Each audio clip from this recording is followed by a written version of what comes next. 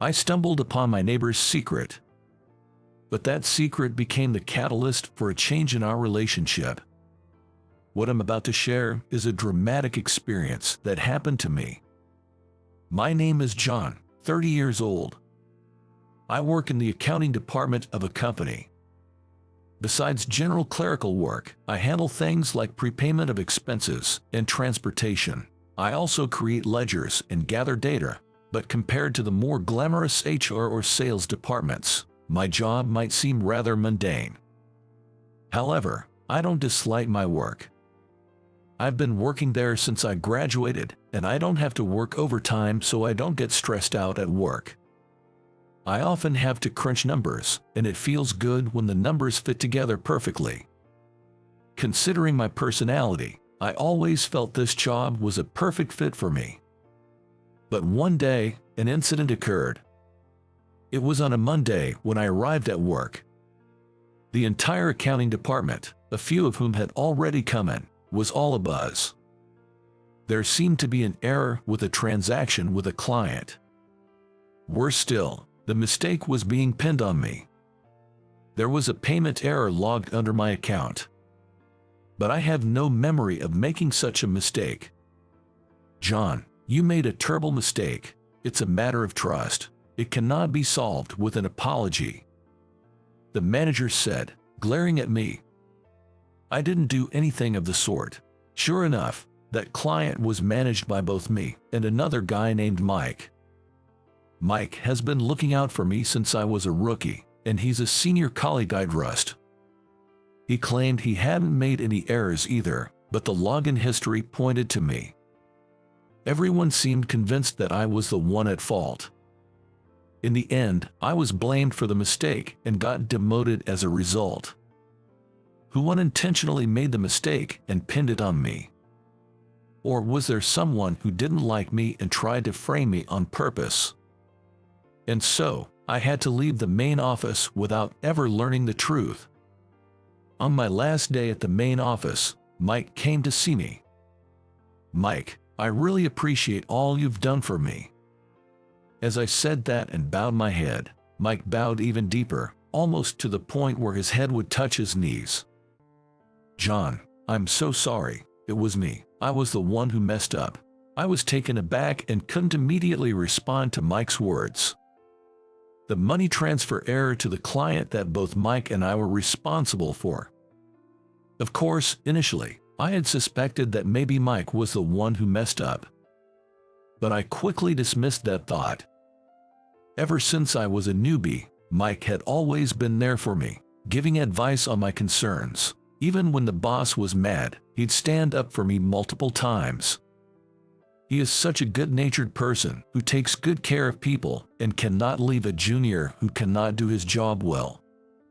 There's no way someone like him would pin a mistake on me. I had assumed that someone had used my login history to mess with me. Never would I have imagined that it was Mike who had made the mistake. No, more than the fact he made a mistake, it was hard to believe and quite shocking that he let it be pinned on me. Wait, what? It was your mistake, Mike. That day, I was in a hurry. I noticed it was under your login history, but I thought it'd be fine and made the transfer. Turned out I got the digits wrong. I was overconfident, didn't get the usual double check from anyone. Mike's voice was shaky, filled with remorse as he explained, and I was in disbelief. But if that's the case, why didn't he tell the boss it was his mistake? Perhaps sensing my inner turmoil, Mike lowered his head again. I'm really sorry. I overheard the manager talking about cutting your pay or demoting you, and I got scared of admitting it was my mistake. My kid was just born last year, and my wife can't work due to her health. I was terrified thinking, what will happen to my wife and child if my pay gets cut or I get demoted? While he spoke, I remembered the photo of Mike's wife and child displayed on his desk. I have heard that Mike's wife had health issues, and right after giving birth, she was in and out of the hospital quite frequently. Mike has always been a loving wife and child. I fully understood his feelings of being unable to speak up to the boss because of his family. And even now, After being blamed and facing a potential demotion, I couldn't bring myself to dislike Mike. Because of Mike, I found a place for myself within the company. He saved me countless times with his kindness. I don't have a family or a partner. Even if I were to be demoted, I could still manage. Mike, I get it now. To be honest, I'm shocked. My career is gone, but even if I get demoted, I'm still single, so I'll be fine. What you did is wrong, but you did it for the sake of your family. I forgive you for what you did. Of course, I understand when it's appropriate to report something to the boss. But I just couldn't do that. Kind-hearted Mike seemed overwhelmed with guilt. I didn't want to trouble my amiable senior any further. My transfer took me to the Midwest. Being born and raised in the city, moving out of New York and working and living elsewhere was a first for me.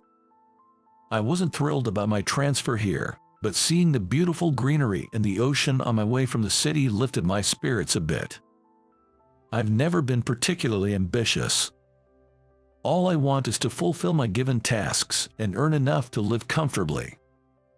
Starting a new life without family or acquaintances is a bit daunting, but I thought I'd manage, especially with nature around to soothe me. My new place is on a first-floor apartment meant for singles. It's relatively new and close to the train station and grocery stores, so the rent is relatively high, but it's manageable. I chose this place thinking it's better to be closer to the station, even if the rent is a bit higher, rather than having to walk endlessly after work. It's also well lit at night due to the frequent passersby, which is good for security. On the day I moved in, I went around greeting the other residents. Some weren't home, so I left them a note and some sweets hanging on their doorknobs. The last place I visited was the room next door, which belonged to Madeline. I pressed the intercom, and when she answered, she looked at me and smiled. Her kind smile reminded me of a senior I had a crush on back in middle school. My heart raced for a moment, but I made sure not to show it on my face. Sorry for the sudden introduction. I'm the new neighbor, John. Nice to meet you. I'm Madeline. Thank you for taking the time. Nice to meet you too. I had always been worried about whether my new neighbor would be unfriendly or hard to approach, but those fears turned out to be unfounded. The lady next door seemed very kind. It's rare these days for someone to come over and introduce themselves after moving in. She said that, but I didn't understand why. I thought it was normal to greet your neighbors after moving. Is it rare? It seems like nowadays fewer people introduce themselves when they move. Some women, especially if they live alone, don't want others to know for safety reasons. It was the first time I'd heard of that, but thinking about it, it made sense. That's a shame. It's a bit of a lonely world then, isn't it? With safety in mind, I guess it can't be helped.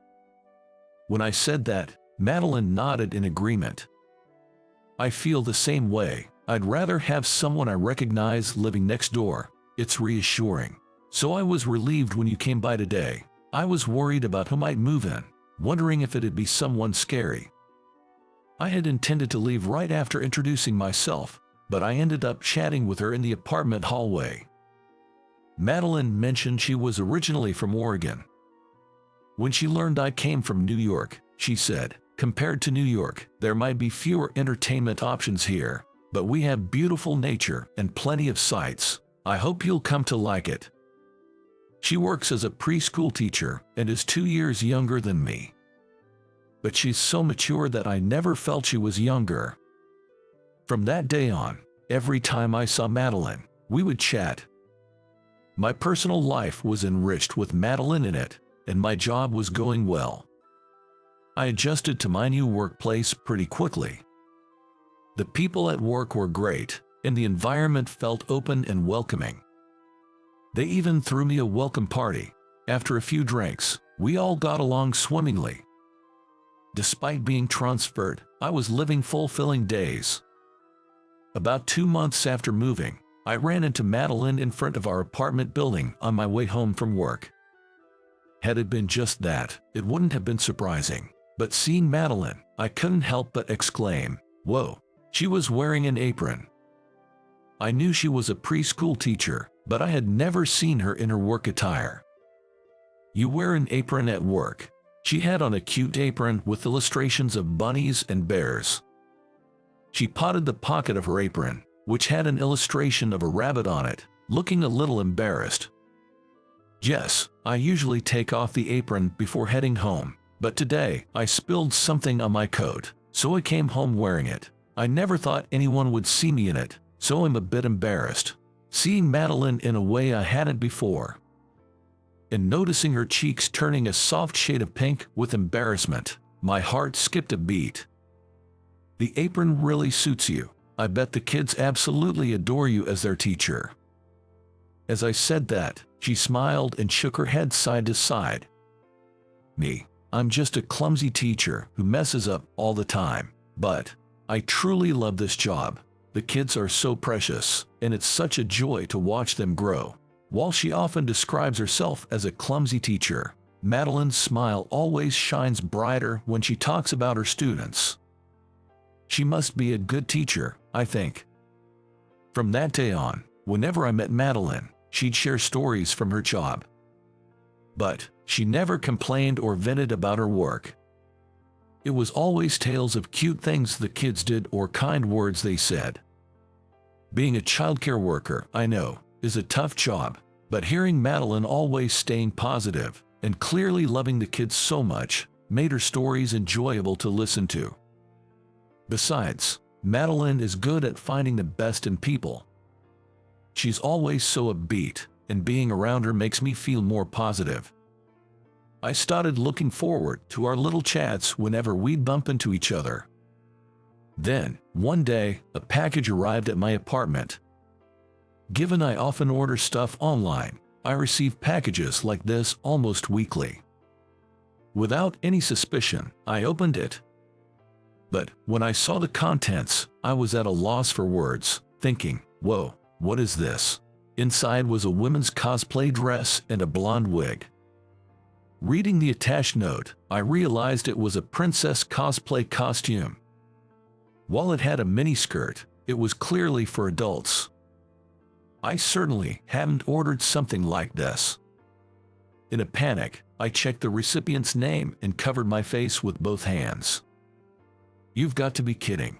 They made a mistake." My muttered words echoed emptily in the room. Turns out, the mistakenly delivered package was for Madeline in the apartment next door. Thinking it was just my regular online order, I hadn't checked and carelessly opened it. If it were just a regular package, I would just apologize and nothing would happen, but in this case, I'm not so sure. After all, the contents were adult cosplay accessories. I don't have any prejudices about personal hobbies or tastes. But for Madeline, this might have been a private interest she didn't want others to know about. Now, not only had I mistakenly taken her package, but I had opened it. I needed to come clean and apologize as soon as possible. With my heart racing, wondering how she'd react, I pressed the intercom to Madeline's apartment. After the cheerful chime, Madeline came out. "Oh, it's unusual for you to visit my apartment. What's up?" She looked at me with a puzzled expression as I bowed my head in apology. "I'm sorry. I mistakenly received a package meant for you, Madeline. I thought it was my regular online order, so I opened it. Oh, I see. I wonder what I had ordered. It's all right," Madeline said with a smile as she took the package from me. However, the moment she saw what was inside, her face turned beet red. Oh no. You saw the contents, didn't you?" "You did, right?" Unable to lie, I nodded in agreement. Yes, I did see what was inside." After admitting it, I quickly added, "But I believe everyone has their own tastes. So, if you're into cosplay, Madeline, I wouldn't think any less of you. Actually, I think it's quite cute and cool." Stumbling over my words, I tried to reassure her, but Madeline began to panic. "No, you got it all wrong. It's not for a hobby or anything like that. Assuming Madeline was into cosplay, I let out a puzzled, huh? It turned out I had made a big misunderstanding. Madeline then explained about the cosplay item. The princess costume was meant for a preschool event. She intended to have it delivered to the preschool, but by mistake sent it to her own address, and I ended up receiving and opening it. I see. I genuinely thought it was a costume for you to enjoy in your free time. No, it's not like that. I don't have such a hobby, but I thought if I'm going to do it for the kids, I might as well go all out, so I ordered the dress and a wig. Honestly, I was surprised that preschool teachers even do cosplay, but hearing Madeline's reasoning, it seemed like a sweet thing for her to do. As I reflected in silence, perhaps sensing my thoughts, Madeline hesitated and asked, "I have a plain face, don't I? Cosplay probably doesn't suit me." I'd even laugh at myself. I was taken aback by her words. A plain face? On the contrary, I've always thought you have a vibrant look and that cosplay would suit you. Madeline chuckled, "Thank you. I've noticed that you're really good at giving compliments. Being around you, my self-esteem feels boosted." Being with Madeline always made me feel optimistic. I used to think that way, but realizing she also enjoyed my company truly warmed my heart. After this day, the distance between me and Madeline became closer. It wasn't just running into each other and chatting anymore. We began to go out for meals and eventually started dating. 6 months into our relationship, I began calling her just sweetie. And after a year, Madeline and I decided to tie the knot. At our wedding, we even had Mike, who had helped me a lot at my previous job, attend. It seemed he had always felt bad about a mistake on his part leading to my job transfer, and on the wedding day, Mike approached and bowed his head, showing his remorse. "I'm really sorry about that time. You didn't do anything wrong." I just smiled and shook my head. My current job is pretty laid back, and it seems to be a good fit for me. Above all, thanks to that demotion, I met my wife. She's always optimistic and has this power to make people happy. It's all thanks to you, Mike. You really don't need to worry about anything. As I said that, tears welled up in Mike's eyes as he whispered, "Thank you." Any tension between Mike and me has melted away, and I've felt a weight lifted off my shoulders. It's been a few years since the wedding, and Mike and I are still close, involving our families in our bond. My wife, Madeline, is currently raising our 2 children while continuing her job as a preschool teacher. I've sometimes suggested that she could stay at home if things get too tough, but she loves her job. She feels it's more her to keep working. I've been blessed with a loving wife and 2 wonderful kids. I can genuinely say I'm truly happy now. Just the other day, on our 4th wedding anniversary, I gave her a bouquet of flowers, with a note saying thank you for everything.